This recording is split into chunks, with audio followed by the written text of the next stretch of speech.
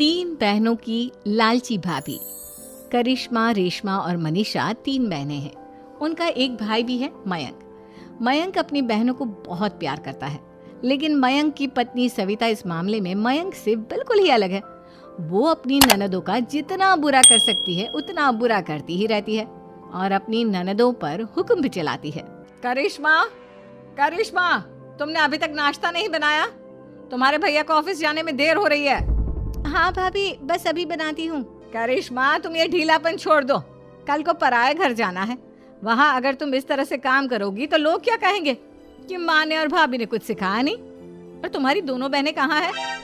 अब रेशमा मार्केट गई है और मनीषा सो रही है। क्या? सुबह के 8 बज रहे हैं और ये महारानी अभी भी सो रही है? ये कहते हुए सविता अपनी सास दुर्गा देवी के पास जाती है। माँ जी, देख रही हो अपनी बेटियों के तौर तरीके? क्या हुआ बहू, सुबह सुबह क्या कर दिया मेरी बेटियों ने? अरे एक तो अभी अभी उठकर किचन में गई है, दूसरी सुबह सुबह बाहर चली गई और तीसरी अभी तक सो रही है। क्या करूं मैं इन तीनों का? मैं तो परेशान हो गई हूँ। जा जाकर उठा उसे और रेशमा से मैं बात करती हूँ। सविता सीधा मनीषा के कमरे में जाती है और उससे कहती है, महारानी जल्दी उठो, सूरज सर पर आ गया है। भाभी थोड़ी देर और सोने दो ना, मैं रात को लेट सोई थी। वो क्या है ना, यूनिट टेस्ट चल रहे हैं। शराफत से उठती है या नहीं, या फिर पानी की भरी बाल्टी डालूं तेरे ऊपर? नहीं नहीं भाभी, मुझे बिस्तर में नहीं लाना, उठती हूँ मैं। मनीषा जल्दी से उठकर बाथरूम में चली जाती है। सभी आराम से बैठकर नाश्ता कर रहे होते कि तभी रेशमा बाजार से हाथ में सामान लिए आ जाती है। रेशमा को देखते ही सविता उस पर बरस पड़ती है। लो, आ गई महारानी। ऐसा भी क्या सामान लाना था जो सुबह आंख मलते ही बाजार की तरफ रवाना हो गई? भाभी, कल आप ही तो चीख रही थी कि घर का सारा सामान मुझे ही लाना पड़ता है, घर में किसी को भी किसी काम से कोई लेना देना नहीं है। अब मैं बाजार जाकर सामान ले आई तो आपको इस बात से भी तकलीफ हो रही है? देख रही हो माँ जी, अपनी बेटी की जुबान कैंची से भी तेज चलती है। और मयंक, आप तो कुछ कहेंगे नहीं अपनी लाडली बहन को। रेशमा, अपनी भाभी से ऐसे बात नहीं करते। चलो माफी मांगो। भैया, मैं क्यों माफी मांगू? आप भाभी से बोलिए ना कि हम पर कम हुक्म चलाया करे।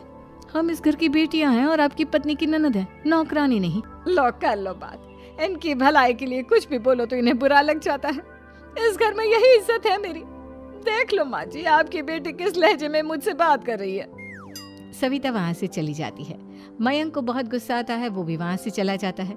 फिर करिश्मा रेशमा को समझाती है। रेशमा, तुम्हें भाभी से माफी मांग लेनी चाहिए थी ना। लेकिन दीदी, मैंने कुछ किया ही नहीं, तो मैं माफी क्यों मांगू? हाँ करिश्मा दीदी, रेशमा दीदी जैसे ही घर में आई भाभी ही उन पर चिल्ला रही थी। हाँ, मैं मानती हूँ कि गलती भाभी की थी। मैं तो इसलिए बोल रही हूँ कि भाभी ने माँ को तो पूरी तरह अपने वश में कर लिया है। वो हमारी बात सुनती ही नहीं। मयंक भैया हमारे लिए हमेशा खड़े रहते हैं, इसलिए उनकी बात का मान तो तुम्हें रखना चाहिए था ना। कोई फायदा नहीं दीदी, कुछ दिनों की बात और है, भाभी उन्हें भी हमारे खिलाफ भड़का देंगी। फिर वो भी माँ की तरह हमारी किसी बात का विश्वास नहीं करेंगे। इसी तरह सविता अपनी तीनों ननदों को किसी न किसी बात पर परेशान करती रहती थी। एक दिन मयंक अपनी तीनों बहनों के लिए गिफ्ट लाया। क्या रेशमा, ये तुम्हारे लिए हार का सेट। रेशमा, तुम्हारे लिए सुंदर सी ड्रेस। और मनीषा, तुम्हें किताबें पसंद है ना, तुम्हारे लिए किताबें लाया हूँ। थैंक यू भैया। थैंक यू भैया। थैंक यू भैया। करिश्मा, तुम्हारा नेकलेस कितना सुंदर है। ये भैया कहाँ से ले आए होंगे? मैंने भैया को 3 दिन पहले फोन पर ये डिजाइन दिखाया था और आज भैया ये ले आए। सविता तो अपनी ननदों के गिफ्ट्स देखकर जल गई और करिश्मा का नेकलेस तो उसे भी बहुत पसंद आया था। अपनी बहनों के लिए कितना अच्छा नेकलेस लेकर आए हैं, मुझे कभी कोई गिफ्ट नहीं दिया। मैं आज ही ये हार चुरा लूंगी। रात में सविता करिश्मा का हार चुरा लेती है और इसी तरह उसे अपनी ननदों की जो भी चीज अच्छी लगती वो उसे मांगती नहीं, बल्कि रात के अंधेरे में चुरा लेती। इसी तरह दिन बीतते गए और सविता ने मयंक के दिल में भी उसकी बहनों के लिए नफरत पैदा कर दी। एक दिन मयंक ने करिश्मा और रेशमा के लिए रिश्ता देखा और ये बात उसने घर में सबको बताई। माँ, करिश्मा और रेशमा के लिए बहुत अच्छा रिश्ता आया है। वो लोग कल इन्हें देखने आ रहे हैं। आप और सविता मिलकर सारी तैयारी कर लेना। ये सुनकर करिश्मा और रेशमा खुश हो जाती हैं, लेकिन सविता सोचती है, अगर इन दोनों बहनों की शादी हो गई तो घर और बाहर का काम कौन करेगा? मनीषा तो एक नंबर की कामचोर है, उससे तो किसी बात की उम्मीद लगाना ही बेकार है। मुझे इस शादी को रोकना होगा। अगले दिन सभी लड़के वालों के स्वागत की तैयारी करने में लगे होते हैं। तभी मयंक अपनी बहनों से आकर कहता है, तैयार हो गई तुम दोनों? देखो दोनों लड़के बहुत अच्छे हैं, मैं कोई कसर नहीं छोड़ना चाहता, इसलिए तुम उनके सामने अच्छे से बिहेव करना और अपनी भाभी से लड़ने मत लग जाना। करिश्मा, तुम वो नेकलेस पहन लो ना जो मैं तुम्हारे लिए लाया था। भैया मैं बहुत देर से वो नेकलेस ढूंढ रही हूँ, लेकिन मुझे मिल ही नहीं रहा। क्या तुमने नेकलेस खो दिया? तुम्हें पता भी है वो कितना महंगा था? तुम कोई काम ढंग से नहीं कर सकती। मयंक गुस्से में वहां से चला जाता है। थोड़ी देर बाद लड़के वाले भी आ जाते हैं। वो दोनों बहनों को पसंद कर लेते हैं और रिश्ता पक्का हो जाता है। लेकिन सविता के दिमाग में तो कुछ और ही खिचड़ी पक रही थी। वो पंडित जी के पास करिश्मा की कुंडली लेकर जाती है और उन्हें पैसे देकर करिश्मा की कुंडली बदलवा देती है। जब लड़के वालों के पास करिश्मा की कुंडली जाती है तो वो दुर्गा को फोन करते हैं। बहन जी, हमने करिश्मा की कुंडली अपने पंडित जी को दिखाई थी। आपकी बेटी की कुंडली नहीं बल्कि दोषों का पिटारा है। देखिए, मैं और मेरे पति इन सब बातों में बहुत विश्वास करते हैं, इसलिए हम आपकी बेटी से अपने बेटे की शादी नहीं करा सकते। इस तरह करिश्मा का रिश्ता टूट जाता है और सभी घर वालों को बहुत दुख होता है।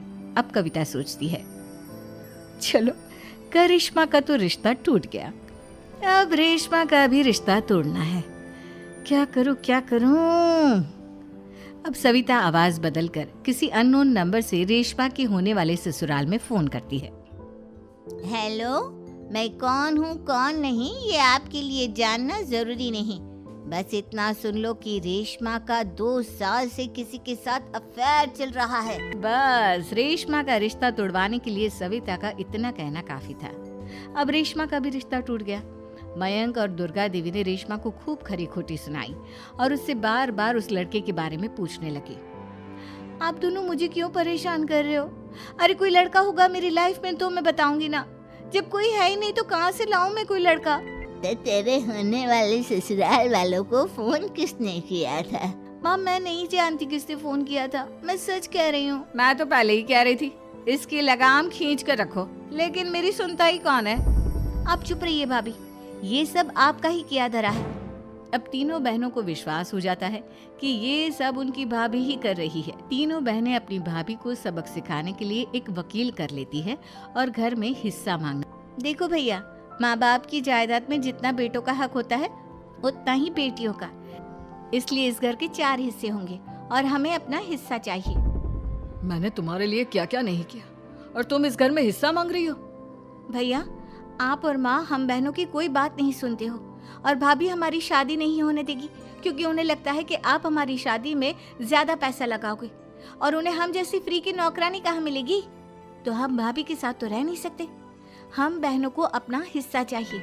अरे तुम्हें शर्म आनी चाहिए अपनी भाभी पर ऐसा इल्जाम लगाते हुए। वो तुम्हारे बारे में कितना सोचती है। हाँ माँ, भाभी हमारे बारे में बहुत सोचती है, दिन रात बस यही सोचती रहती है कि किस तरह से अपनी तीनों ननदों को परेशान करूं और कभी मुझे पढ़ने भी नहीं देती। दोनों बहनों का रिश्ता भी तो इन्होंने ही तोड़वाया है और रात में हमारे कमरे में आकर हमारी चीजें भी चुराती हैं। इसी तरह सविता की तीनों ननदें अपनी बात पर अड़ी रही। अब कोर्ट में तारीख भी शुरू हो गई। जब सविता को लगा कि उसकी तीनों ननद इतनी आसानी से नहीं मानने वाली, तो उसने अपने पति और सास को सारी सच्चाई बता दी और अपनी तीनों ननद से माफी मांगी। मयंक और दुर्गा को भी अपनी गलती का एहसास हो गया। अब सविता खुद करिश्मा और रेशमा के लिए अच्छा रिश्ता ढूंढती है और उनकी शादी करवाती है।